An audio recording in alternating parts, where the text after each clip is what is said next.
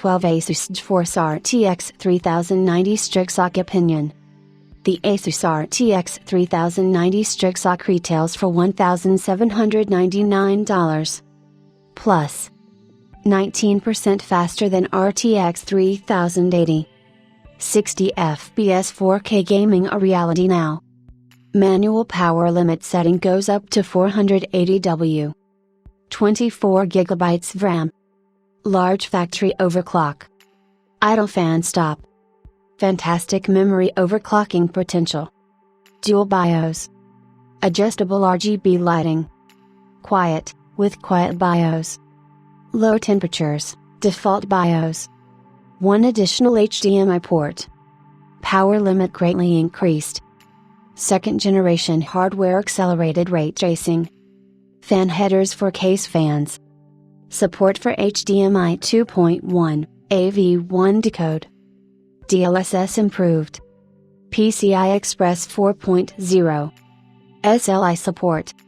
New GeForce features, 8K, Reflex, Broadcast, G-Sync 360, and RTX I/O. 8nm production process. Minus. Very high price. Noisy, with default BIOS. Still held back by board power limit. High heat output. Overclocking complicated due to power limit. SLI useless without implicit multi-GPU. NVIDIA announced the GeForce RTX 3090 at the beginning of this month, and we're finally allowed to show benchmarks. If this whole Ampere thing is new to you, definitely check out our GeForce RTX 3080 Founders Edition review and NVIDIA Ampere GPU architecture article for some background information.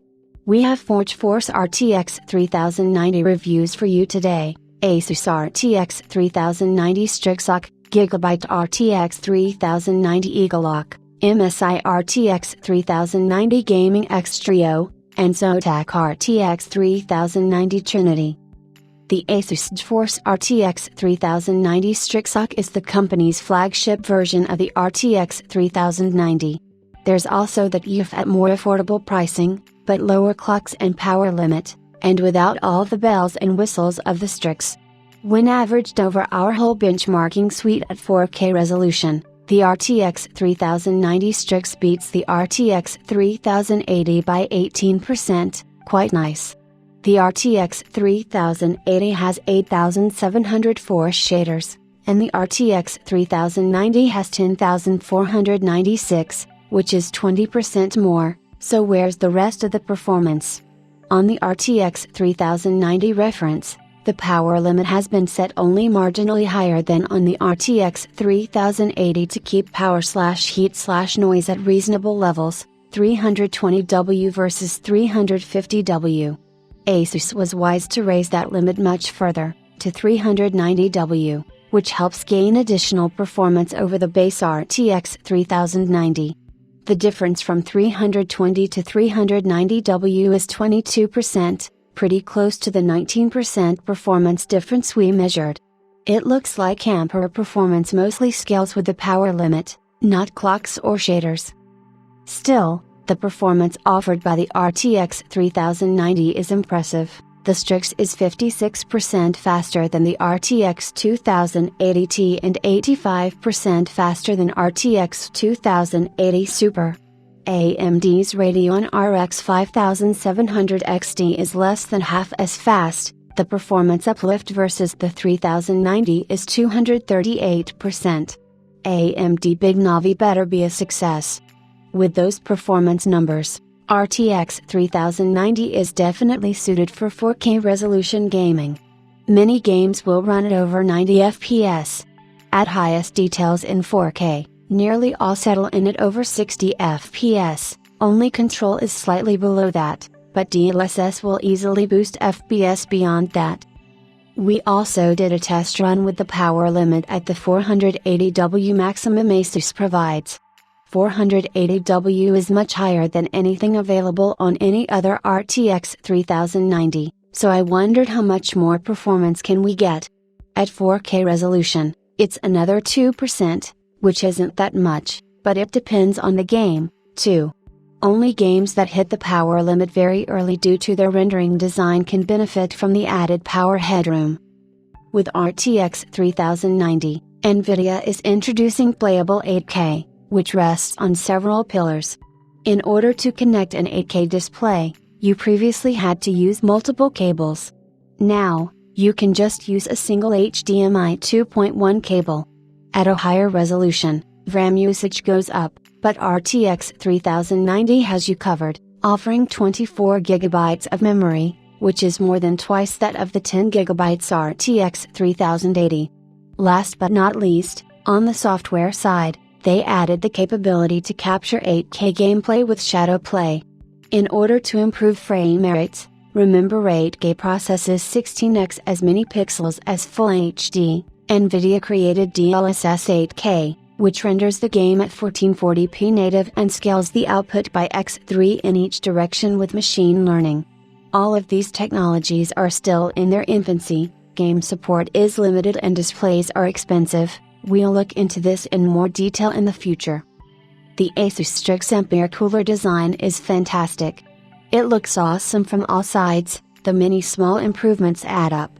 The PCB design is the best of any RTX 3090 by far, and the VRM is super strong, using only premium components. Since ASUS has dialed the power limit on their card up to 390 W, comparing just temperatures and fan noise with other cards that run a lower power limit isn't completely fair, but it's all we have at the moment. With 68 degrees Celsius and 42 dBA, the STRIX runs very cool, but too noisy in my opinion. Sure, you have awesome performance on tap, but I'd prefer a quieter experience. MSI has achieved that with their Gaming X, which is slightly slower than the STRIX, but a lot quieter. ASUS includes a quiet BIOS with their card, which can be enabled using the BIOS switch. With it, the card runs at a much better 34 dB and still good temperatures of 75 degrees Celsius. Like all other GeForce 30 cards, the STRIX OC comes with the idle fan stop feature, on both BIOSes, which completely turns off the fans in idle, productivity, browsing, and video playback, the perfect noise-free experience. 24 GB RAM is definitely future-proof, but I doubt you will really ever need that much memory. Sure, more is always better, but unless you're using professional applications, you'll have a hard time finding a noteworthy performance difference between 10 GB and 24 GB. Games won't be an issue because you'll run out of shading power long before you run out of RAM, just like with older cards today, which can't handle 4K no matter how much RAM they have. Next generation consoles also don't have as much RAM, so it's hard to imagine you'll miss out on any meaningful gaming experiences if you have less than 24 GB RAM. NVIDIA demonstrated several use cases in their reviewer's guide. Octane Render, DaVinci Resolve, and Blender can certainly benefit from more memory, as can GPU compute applications, but these are very niche use cases. I'm not aware of any creators who were stuck and couldn't create because they ran out of RAM. On the other hand, the RTX 3090 could definitely turn out to be a good alternative to Quadro, or Tesla, unless you need double precision math. You don't. The GeForce RTX 3090 is the only graphics card in the Ampere family that features an NVLink interface for SLI. Implicit multi-GPU, the classic SLI you know, is not available, only explicit multi-GPU is supported. Explicit multi-GPU requires that game developers invest their own time and money to add support for the technology, which simply isn't going to happen because of the tiny market size for the feature. Only a handful of games and benchmarks support explicit multi-GPU. To use even this mode, you'll need to buy a new generation NVLink bridge separately. The NVLink cable from your RTX 20 series cards won't physically fit. And with NVIDIA reportedly stopping the development of SLI profiles for newer games from 2021 for GPUs that support implicit multi-GPU, we can safely conclude that the age of multi-GPU gaming is over. Buying a pair of RTX 3090 cards for multi-GPU would cater to a very tiny niche, mostly professionals. Thanks to the higher default power limit, overclocking was much more enjoyable on the ASUS STRIX. I could reach significantly higher GPU clocks even without manually adjusting the power limit.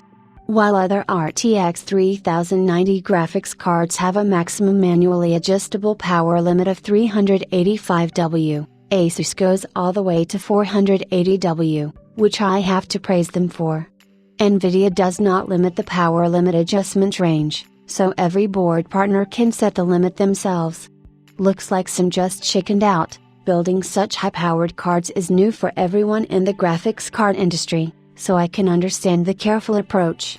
Just like on Turing, NVIDIA's boost algorithm complicates overclocking because you can no longer dial in specific frequencies.